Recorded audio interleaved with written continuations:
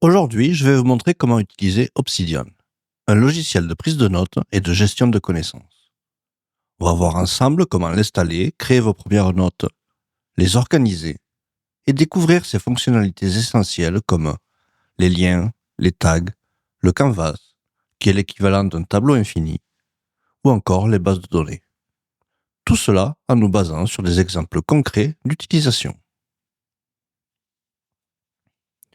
Commençons par le début, l'installation. Pour cela, nous allons nous rendre sur le site d'Obsidian.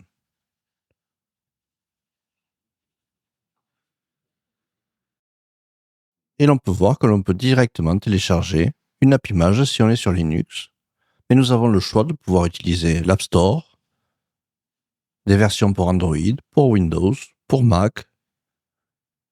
Et évidemment, pour Linux, nous avons différents types de paquets. Alors la distribution que j'utilise aujourd'hui vient avec Obsidian installé par défaut, donc je vais tout simplement le lancer. Lors de la première ouverture, Obsidian nous demande de créer ou d'ouvrir un Vault. Un Vault est tout simplement un coffre en anglais. En réalité, il s'agira d'un dossier sur votre ordinateur qui va contenir toutes vos notes. Alors faisons créer un nouveau Vault. On va l'appeler tuto et nous allons choisir son emplacement. Puis nous cliquons tout simplement sur Create. Et voilà, notre application est prête. Sur la gauche, nous avons l'onglet de navigation. Au centre, nous avons notre note. Et à droite, la vue graphe. Alors pour l'instant, je n'en ai pas besoin. Je peux cliquer dessus pour l'enlever. Et là, nous voyons que nous avons déjà une note qui a été créée par défaut. Honnêtement, nous n'allons pas l'utiliser, donc nous pouvons fermer. Créons ensemble notre première note. Pour ce faire, hop, nous cliquons sur Créer une nouvelle note. Et nous pouvons l'appeler Nouvelle note. Et comme vous pouvez le voir, le nom s'est mis à jour. Alors je peux écrire un peu de texte. Voilà. Maintenant, regardons ce qui s'est passé sur le disque dur. Pour ce faire, nous allons sur notre dossier document et nous voyons qu'il y a un dossier appelé tuto, qui est notre Vault tuto. Je peux rentrer dedans et là, deux fichiers apparaissent au format .md, qui est tout simplement un fichier texte. Si je clique sur un et que je l'ouvre avec mon éditeur de fichiers, je vois tout simplement un fichier texte. Pareil avec le welcome. Et nous voyons ici quelques différences. Obsidian crée un simple fichier texte. Il n'y a rien de magique, sauf que c'est là qu'est la magie. En effet, il n'y a pas de format propriétaire, pas de cloud obligatoire. Vos notes sont lisibles, portables et durables. Pour résumer, elles peuvent être ouvertes avec n'importe quel éditeur de documents. Regardons maintenant comment nous faisons pour formater du texte. Obsidian ne fonctionne pas comme Word. Comme vous pouvez le voir, il n'y a pas de bouton pour le gras, pour l'italique, pour souligner. Ici, on utilise une syntaxe que l'on appelle le Markdown. C'est un langage très simple qui est basé sur des caractères. Par exemple, pour écrire un titre, nous utiliserons ce que nous appelons un croisillon en français, mais qui en anglais est le hashtag. Donc, je tape mon hashtag et j'écris mon titre. Je valide et là, on voit un titre. Pour avoir un sous-titre, je mets deux croisillons. Et là, nous voyons que la taille est déjà différente. Nous pouvons tenter. Cela marche toujours. Alors, regardons vite fait jusqu'où ça marche.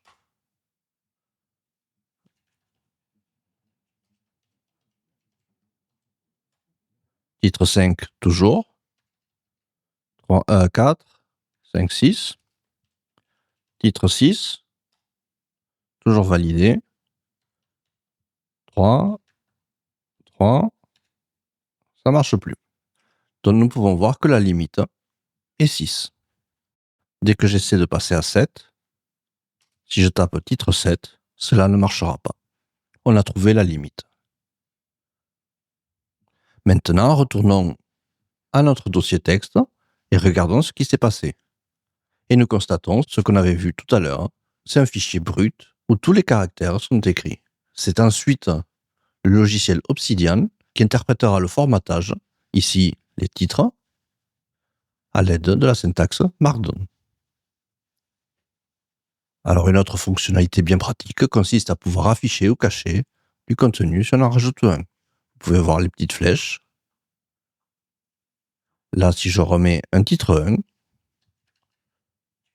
1, titre 1 bis par exemple, et que je veux réduire cette partie du texte, comme vous pouvez le constater, on peut réduire une partie du texte. Si j'essaie de la cacher, celui-ci disparaît. Notez que cela respecte la hiérarchie, et il s'agit d'une fonctionnalité qui nous sera très pratique pour simplifier la lisibilité d'un document. Alors bien évidemment, il existe d'autres formatages.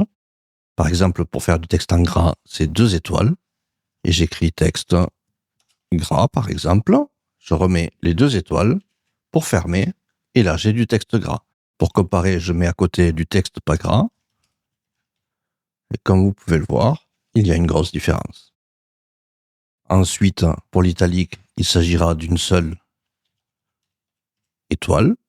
Pour une liste, il s'agira d'un tiret, c'est une liste à points, et une fonctionnalité des plus pratiques, comme vous pouvez le remarquer, il suffira de taper Entrée, et un nouveau point apparaîtra dans la liste. Et si je réappuie sur Entrée, la liste sera considérée comme terminée, et je pourrai à nouveau retaper du texte.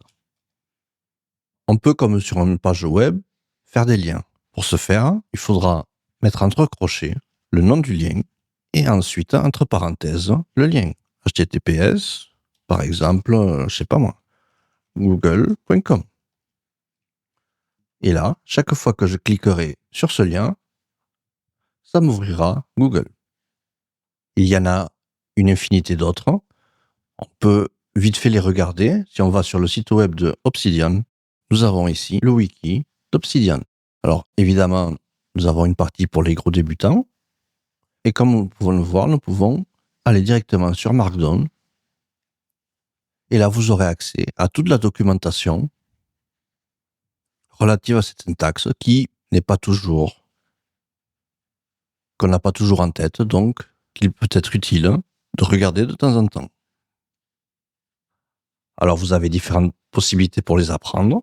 Vous pouvez, par exemple, les imprimer pour les avoir toujours sous la main sur une feuille, ou tout simplement, vous créez une note, les recensant toutes. Une autre possibilité est d'utiliser la commande CTRL-P, qui ouvrira la palette de commandes, et là, vous aurez accès à tout ce que vous pouvez faire. Alors, si je veux insérer un tableau, insert table, et là, j'ai directement une table avec les différentes colonnes. Colonne 1, etc., etc. Et je peux l'agrandir en appuyant sur plus et plus. C'est beaucoup plus simple parce que si on retourne sur Obsidian, le format des tables peut vite être un peu lourd. Donc les raccourcis peuvent être quelquefois très utiles. Je rappelle, CTRL-P, et vous avez accès à tout. Évidemment, à l'intérieur, vous pouvez utiliser la même syntaxe. Ensuite, si vous n'avez pas envie de vous imprimer une aide ou de créer une note pour apprendre le Markdown, vous pouvez tout simplement utiliser un plugin. Alors pour ce faire, on va dans un petit trou ici, on clique dessus, on va dans Community Plugins, on les active, et là, on peut directement naviguer dedans. Et un des plugins qui peut être très pratique, c'est Editing Toolbar. Je l'installe, je l'active, et là, une nouvelle barre est apparue. Je ferme tout ce qui est apparu, et là, pareil, si je tape un petit texte, le lorem ipsum, je sélectionne, et je peux mettre un titre 2. Il passera en titre 2. Je peux revenir en arrière, je peux surligner, et là, vous retrouverez en partie quelque chose qui ressemble un peu à ce que vous voyez sur OpenOffice, LibreOffice ou même tout simplement Word. On peut choisir une couleur de la police. Je mets en rouge et là, la liste est en rouge. Maintenant que l'on sait structurer nos notes, voyons comment les relier entre elles. Pour cela, il suffira de taper 2 crochets, puis, à l'intérieur, de sélectionner une note déjà existante ou d'en créer une nouvelle. Nouvelle note, c'est nous-mêmes, donc ça ne sert à rien. Nous pouvons décider de faire une note numéro 2. Cependant, elle n'existe pas, mais si je clique dessus, elle sera automatiquement créée.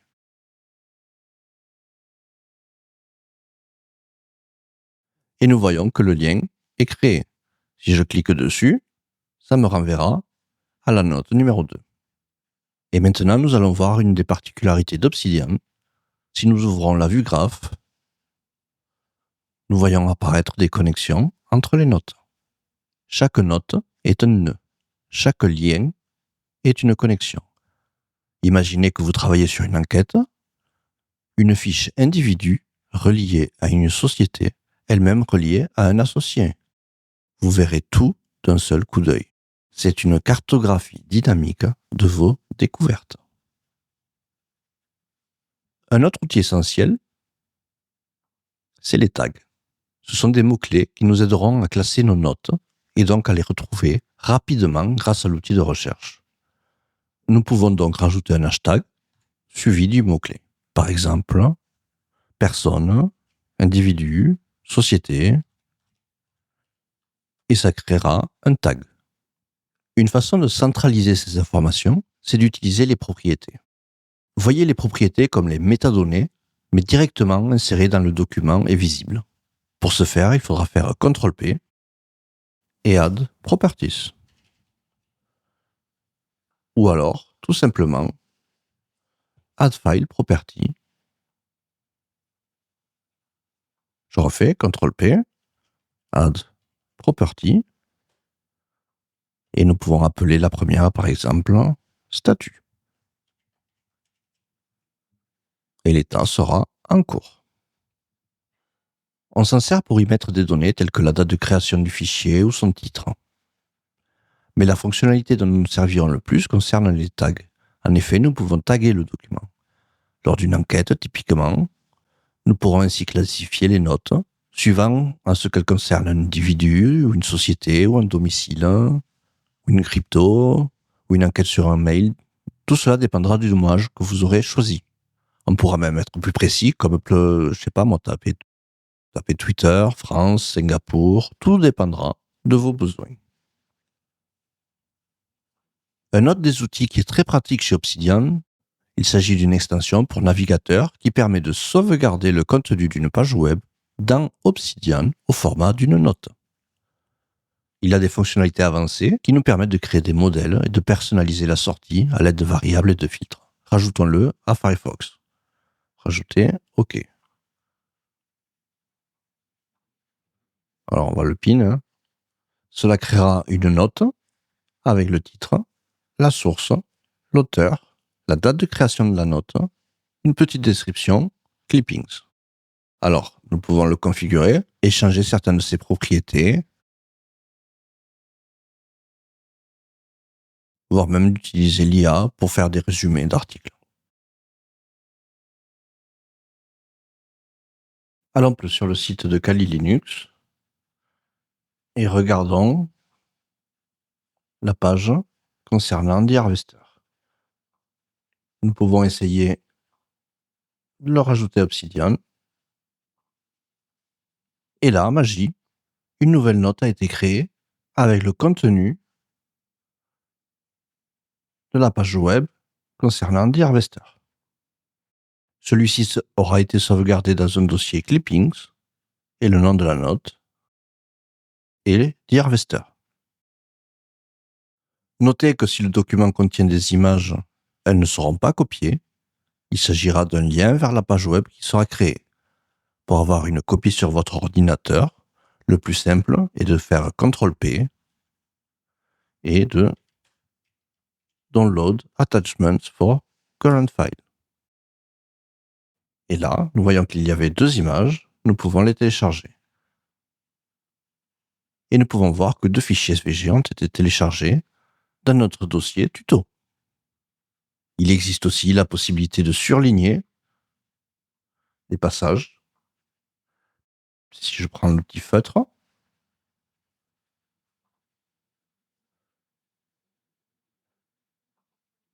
je peux choisir certaines parties qui seront surlignées.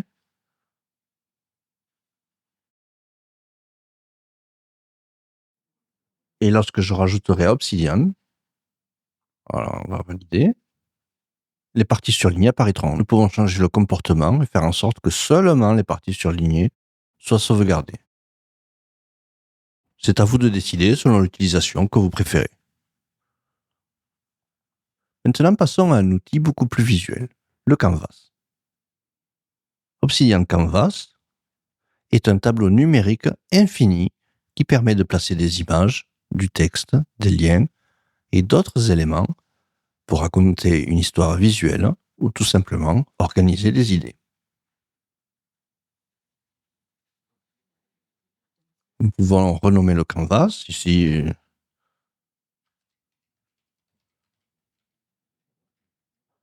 nous pouvons l'appeler exemple tableau. Cela vous permet de poser et d'organiser de façon visuelle vos idées, ou notamment votre enquête. Non seulement vous pourrez ainsi clarifier vos trouvailles, mais aussi faire un point sur là où vous en êtes. Pensez aussi que l'enquête ne vous est pas destinée. Le canvas permettra à toute personne d'avoir une vue globale, résumant ainsi vos trouvailles. Beaucoup d'enquêteurs s'en servent pour mieux expliquer leur enquête à des tiers. Nous avons en bas 3 options. Nous pouvons rajouter une carte, une note du Vault ou un média du Vault. Alors commençons par rajouter une carte. C'est tout simplement l'équivalent d'un petit post-it. Nous pouvons mettre du texte, random. Nous pouvons choisir sa couleur. Et cette petite loupe nous permet de centrer notre vue sur l'élément que nous venons de rajouter. Nous pouvons sinon rajouter une note. Et là, nous choisissons laquelle nous voulons. Par exemple, nouvelle note. Et vous pouvez voir que la note apparaît directement dans le tableau. Là encore, on peut choisir le contour. On va rester sobre. Alors, pour se déplacer dans le canvas, on peut appuyer sur espace pour avoir la petite main. Et puis, se déplacer. Sinon, généralement, le clic milieu fonctionne aussi. Pour zoomer et dézoomer, ce sera avec la molette. Si je ne fais rien, c'est pour monter et descendre dans le tableau. Si en même temps j'appuie sur CTRL, je zoome et dézoome. Là encore, pour centrer ma vue sur cet élément, j'appuie sur la loupe. Comme vu tout à l'heure, nous pouvons directement faire un glisser-déposer. C'est-à-dire, notez qu'on peut faire un glisser-déposer et cela rajoutera le fichier PDF directement dans le Canva. Notez que ça ne rajoute pas le fichier dans notre coffre, dans notre Vault. Nous pouvons essayer de faire CTRL-P, Download, et là, nous voyons que cette option n'existe pas. Donc, faites très attention, quand vous rajoutez des documents, une copie n'est pas automatiquement créée dans votre dossier. Une autre des fonctionnalités intéressantes est la possibilité de les connecter visuellement entre elles, ces notes. Vous remarquerez que sur chaque côté des éléments, un point apparaît. Il vous suffira de cliquer dessus pour aller vers l'entité vers laquelle nous voulons nous connecter. Comme sur tout élément, on peut choisir une couleur et même y rajouter des libellés.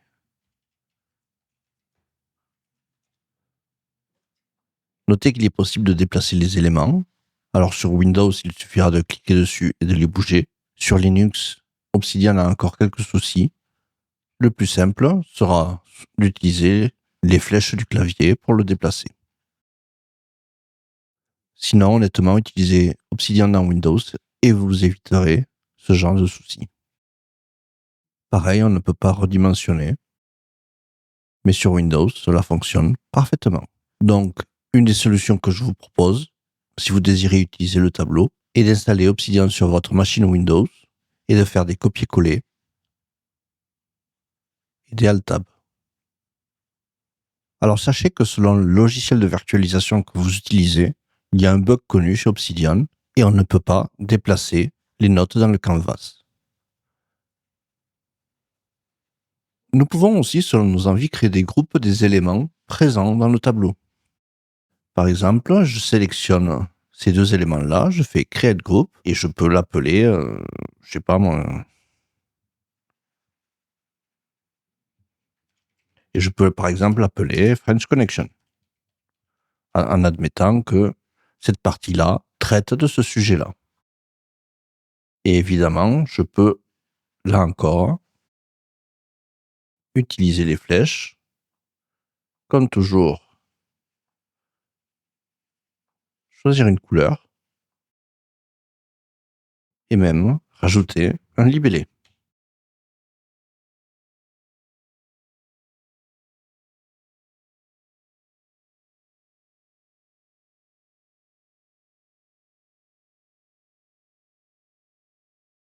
N'hésitez pas à déplacer les éléments pour les organiser de façon à ce que votre présentation soit claire, lisible, et permette donc d'atteindre votre objectif, qui est de transmettre vos connaissances ou de mettre à plat l'état de vos connaissances sur un sujet. Maintenant, regardons une autre des possibilités d'Obsidian, qui est de créer des templates, ou en français, des modèles. Un modèle est une note que l'on peut réutiliser à volonté. Cela nous permettra d'éviter de réécrire toujours la même structure et de devoir la mémoriser. Tout comme cela nous aidera à avoir le même format d'une note à l'autre. Pour ce faire, nous allons créer un nouveau dossier template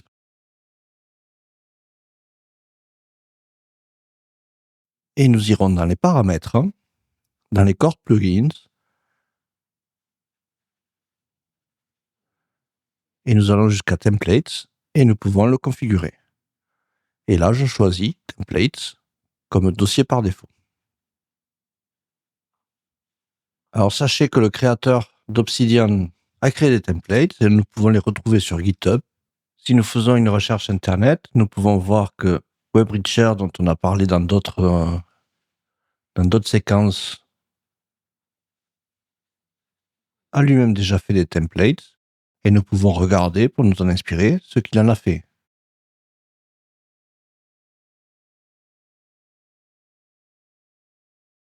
Et nous voyons que, par exemple, pour une person of interest,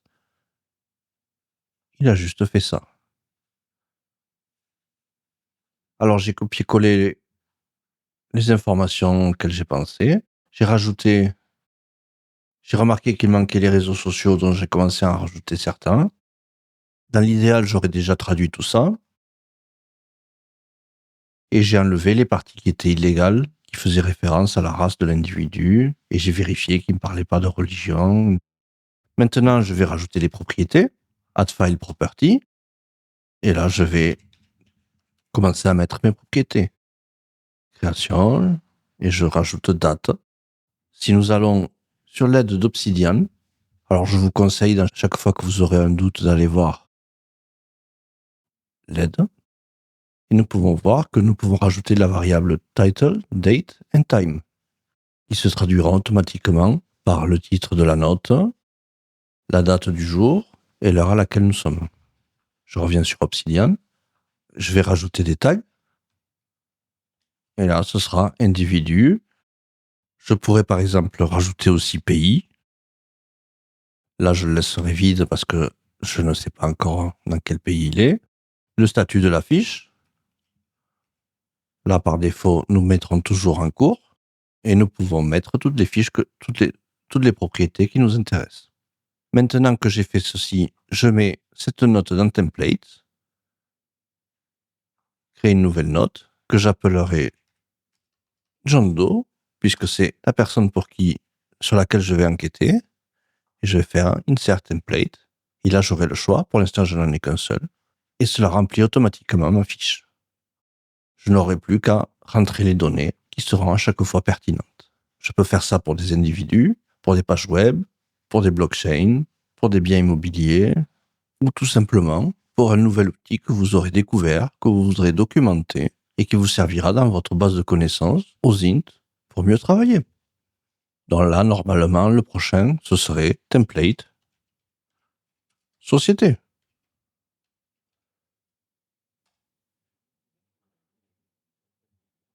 Je le mettrai là.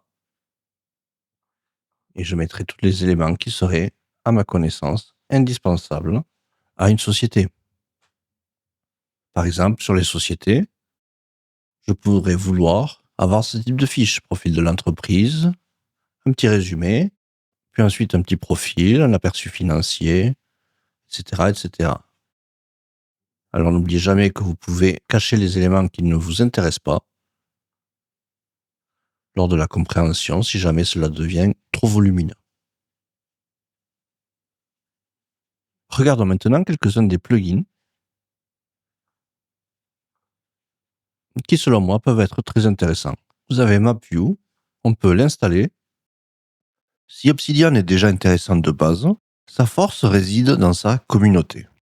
En effet, bien qu'il existe d'autres logiciels tout aussi bien, ici, nous avons une communauté qui a décidé de créer une multitude de plugins, tous très utiles et adaptés à des cas d'utilisation variés. Pour les installer, nous allons aller dans les paramètres, puis Community Plugin. Si vous ne l'avez pas déjà fait, vous devrez désactiver le Restricted Mode et aller dans Browse.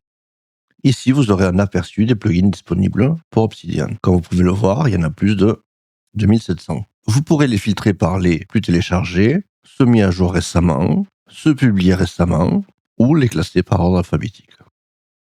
Alors, il peut être intéressant de regarder les plus téléchargés pour se faire une idée de l'utilisation d'Obsidian par les gens et des plugins dont ils se servent. Cependant, je vais vous en présenter quelques-uns. Le premier s'appelle MapView, et on peut le voir ici.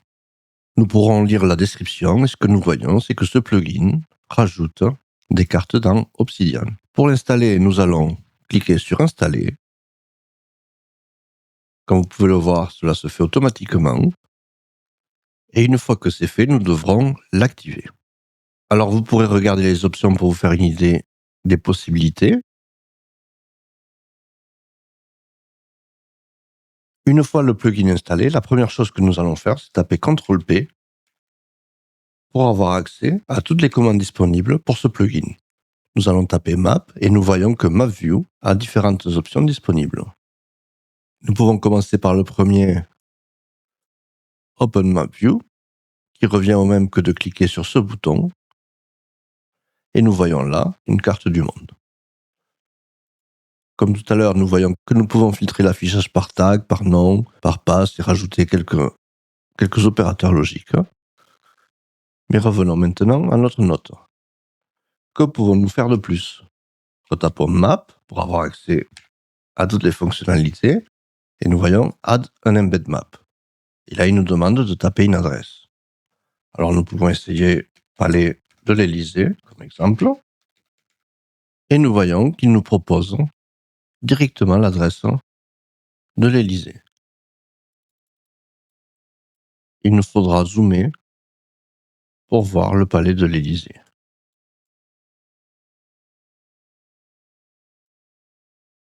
Alors après, cela se configure et nous pouvons verrouiller le zoom. Regardons quelles autres options sont encore disponibles. CTRL-P, à nouveau Map, Map, et New Geolocation Note. Je refais Palais de l'Élysée, je choisis son adresse, et nous voyons qu'une nouvelle note a été créée avec, dans les propriétés de la note, une propriété location, qui est la position GPS du Palais de l'Élysée. Et du coup, là, nous pourrons travailler directement avec cette note. Revenons à nouveau ici, retapons Map et Add Inline Geolocation. Pareil, je vais taper Palais de l'Élysée.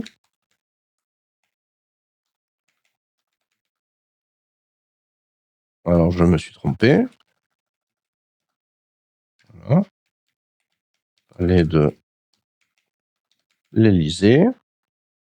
J'ai à nouveau une proposition, je la sélectionne et nous voyons que les coordonnées ont à nouveau changé. Si je clique dessus, je suis directement dirigé vers l'adresse sur une carte. Alors ici, j'ai un 2 parce que non seulement j'ai le point que je viens de créer avec le Add Inline Geolocation dans ma note John Doe, mais j'ai aussi une note dédiée à ce lieu, ce qui crée 2 notes. Comme vous pouvez le voir, vous avez John Doe et la note créée spécifiquement avec ses coordonnées GPS. Alors revenons sur John Doe, regardons ce que nous avons de plus. CTRL-P, Map, Focus Current Note on Map View. Bon, c'est évident, mais une qui peut être quand même très intéressante, nous le verrons plus tard avec l'utilisation des bases de données, c'est de rajouter les coordonnées GPS directement dans les propriétés du fichier avec la propriété location qui veut littéralement dire emplacement et nous avons là les coordonnées. Cela nous permettra par la suite de travailler avec les bases de données. Un autre plugin qui peut être très utile, ce sera le plugin Pandoc. Alors comme vous pouvez le voir, Pandoc n'a pas été mis à jour depuis 3 jours, donc je vous conseille d'utiliser Enhancing Export qui lui a été récemment mis à jour, contrairement à Pandoc qui lui a malheureusement maintenant quelques bugs. Et que nous permet ce plugin tout simplement d'exporter nos notes qui sont en format Markdown, de les exporter en HTML, en PDF, en Word, OpenOffice, EPUB, LaTeX, etc., etc. Sachez que pour utiliser ce plugin, vous devrez installer Pandoc. Et si vous voulez exporter en PDF ou LaTeX, vous devrez utiliser un moteur LaTeX, comme Mictex par exemple, pour pouvoir générer ce type de fichier. Sinon après, comme vous pouvez le voir, on va l'installer et l'activer. Alors dans le clic droit, nous avons un petit raccourci pour ajouter une map view dans la note, mais ce n'est pas ce que nous cherchons. Donc pour exporter, nous allons faire CTRL-P, comme d'habitude. Alors export, et nous voyons que nous avons Enhancing Export to ou Export to PDF. Alors essayons le premier, et nous pouvons choisir le format de la page, le positionnement, est-ce que nous voulons des marges, est-ce que nous voulons redimensionner le tout. Sinon, regardons les options que propose Export to. Et là, nous pouvons choisir dans quel type de fichier nous voulons exporter. Un qui peut vous être utile pour vos communications avec vos partenaires, peut-être par exemple Word, ou même RTF pour rester simple.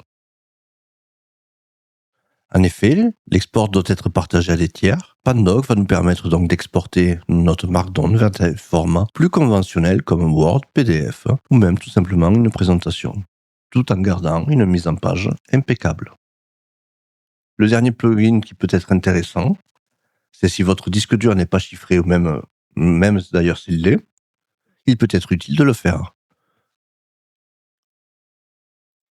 Donc, à nouveau, nous allons voir les plugins disponibles et nous allons chercher. Nous pouvons taper Crypt et nous voyons que nous pouvons, par exemple, verrouiller nos dossiers avec un mot de passe. Différentes options sont disponibles. Je vous conseille de regarder laquelle a, par exemple, le maximum de sécurité. Nous voyons ici que ça utilise au moins les Military Grade Encryption.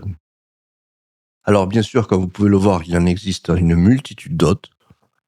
Il peut vous être utile d'utiliser le Sheet Plus pour avoir des fiches Excel. Selon les données que vous traitez, cela peut être utile.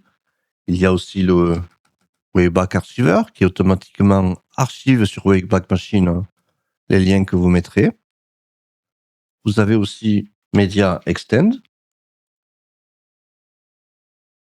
qui permettra de travailler sur une vidéo et de mettre des notes et des timestamps sur des vidéos. Cela peut très bien être utile lorsque vous travaillez sur une campagne de désinformation et que vous avez une vidéo à étudier, ou même, malheureusement, sur d'autres types d'incidents.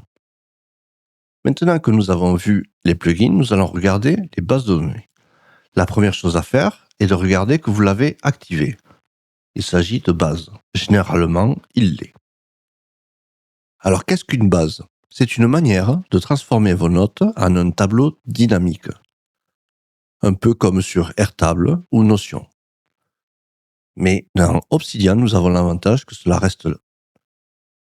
va rester 100% en local sur notre machine. Alors, comme à notre habitude, pour créer une base, nous allons taper CTRL-P et on cherche les options disponibles pour base. Et nous avons là deux options. Nous pouvons soit créer une nouvelle base, ce qui va créer une nouvelle note contenant la base, ou insérer la base directement dans une note. Ce seront deux bases de données différentes, mais utilisant l'ensemble des notes et des fichiers présents dans notre dossier. Cliquons ici et nous voyons le résultat. Sachez que la base de données ne voit que ce qui est présent dans les propriétés.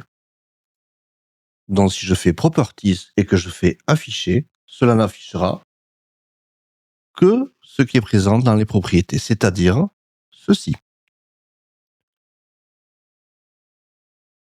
Alors je reviens sur la base.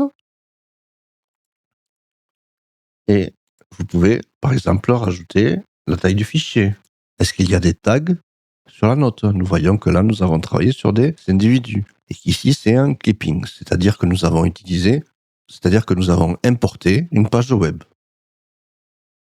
Nous pouvons regarder dans quel dossier le document se trouve. Nous pouvons afficher aussi la date de création, etc., etc. Tout comme la localisation ou le pays. Si jamais nous avons des fichiers avec France, Mauritanie, États-Unis, Minneapolis, etc., etc. Par contre, ayez conscience, du coup, que jamais le contenu de la note ne sera lu. Tout ce qui est en dessous, à partir d'ici, ne sera jamais utilisé par la base de données. Ni même si vous utilisez les tags. Je pense au hashtag. Il faudra impérativement qu'il soit dans propriété. Alors revenons à notre base de données et cliquons ici. Et nous voyons qu'il y a différents types d'affichage de notre table. Nous avons les cartes, une liste et une vue par carte. Alors la vue table est la vue classique. Il s'agit d'un affichage par colonne, comparable à un affichage traditionnel des bases de données telles qu'on les connaît. Vient ensuite les cartes, et si nous regardons leur configuration, nous voyons que nous pouvons rajouter une image dans les propriétés. Et celle-ci apparaîtra ici. Cela peut être très utile si nous avons besoin de créer un trombinoscope. Enfin, il y a la vue liste. Attendez.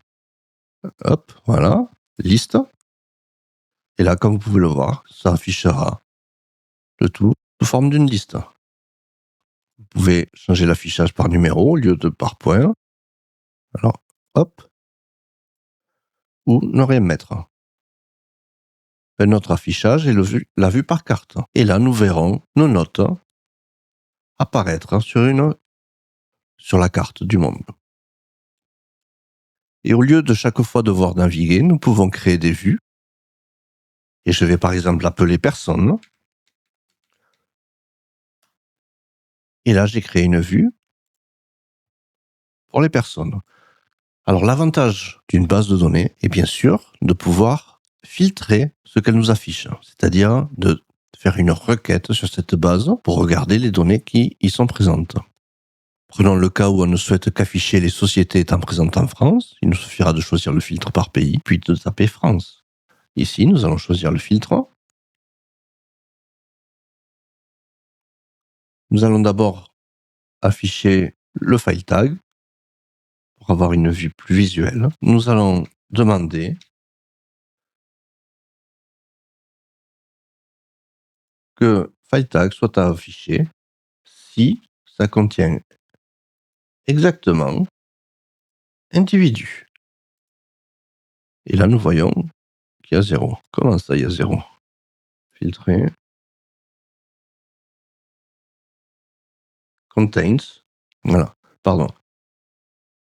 Contient le mot individu. Et là, nous voyons que nous avons une liste des individus sur lesquels nous travaillons. Alors évidemment, nous pourrons changer l'affichage de telle sorte qu'il soit sous forme de carte, et nous pourrions avoir leurs photos, ou même les avoir sur une carte du monde, histoire d'avoir leur localisation de façon visuelle. Et comme vous pouvez le voir, une base est une note. Nous pouvons donc utiliser le canvas, comme vous pouvez le voir ici, et rajouter une note. Et nous aurons dans notre canvas accès à notre table.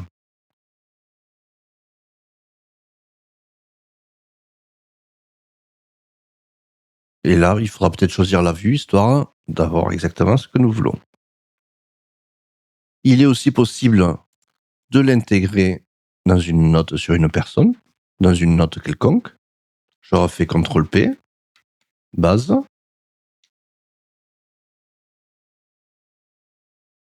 Et nous avons créé une nouvelle base, comme vous pouvez le voir.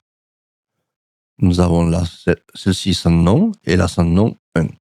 Vous pouvez aussi insérer une base déjà existante. Pour ce faire, vous pouvez le voir, il faut point d'exclamation, 2 crochets. Si je crée un titre de base, ça ira directement prendre les informations sur celle-ci. Vous pouvez vérifier ça grâce à la vue qui apparaît, qui est la vue personne. Alors là, à nouveau, je vais choisir un autre type d'affichage par carte. Mais je peux aussi faire ça en tapant hashtag. Et là, vous voyez les options disponibles. Personne ou la table en général. Et j'accepte. Imaginez que vous travaillez sur une société, vous pourrez ainsi lister les principaux dirigeants d'une société dans une même fiche. Alors maintenant que nous avons fait un rapide tour de ce qu'Obsidian propose, je vais vous dire pourquoi j'ai choisi de vous parler d'Obsidian plutôt que de notre logiciel. Alors, contrairement à Notion, qui est exclusivement sur le cloud, vos preuves et vos notes d'enquête restent sur votre machine. Si vous travaillez sur un sujet sensible, vous ne voulez pas que vos données transitent ou soient stockées sur le serveur d'une entreprise tierce. Ensuite, du coup, il y aura moins de risques de fuite. Il y a aussi moins de risques de fuite. Vous ne pourrez pas misclick et partager vos recherches avec tout l'Internet, ni même avec certains de vos contacts. Et il faut noter aussi que cela vous protège d'une possible faille chez le fournisseur du service. On n'est jamais à l'abri d'une vulnérabilité qui apparaîtrait soudain.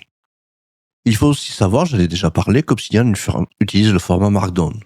Si le logiciel disparaît demain, vos données sont toujours lisibles par n'importe quel éditeur de texte, contrairement à d'autres. Il existe aussi d'autres logiciels qui s'en rapprochent énormément et ont l'avantage d'être open source. Je pense à Logseq, qui est excellent et local lui aussi. Par contre, Obsidian gagne sur la modularité. Logseq impose une structure par bloc, alors que Obsidian permet d'écrire de longs rapports d'enquête tout en créant des connexions. Il y a aussi la puissance de la GraphView. À Nosint, on cherche des corrélations. La vue graphique d'Obsidian permet de voir émerger des liens entre un pseudonyme, une adresse IP et une entreprise que vous n'aviez pas forcément vue dans vos notes textuelles. Puis il faut quand même reconnaître que la communauté a globalement choisi d'adopter Obsidian et a développé de nombreux plugins. Certains vous seront très utiles pour vos enquêtes, alors que d'autres seront dédiés à des projets plus personnels. La plupart des cas d'usage sont couverts, contrairement à d'autres solutions similaires. Enfin, d'autres logiciels sont géniaux pour extraire des milliers de données. Le quoi. Mais ils sont illisibles pour expliquer le raisonnement, le pourquoi. Obsidian nous permet de documenter la chaîne de preuves. Vous y notez vos hypothèses, vos doutes et vos conclusions, là où d'autres ne montrent que des nœuds techniques. Puis dernier point, il est gratuit, et ceci même pour une utilisation professionnelle, en proposant juste quelques fonctionnalités supplémentaires aux versions payantes. Quand on sait que dans ce métier, certains logiciels n'hésitent pas à demander des milliers d'euros pour leur utilisation, des prix raisonnables, voire même abordables, sont appréciés.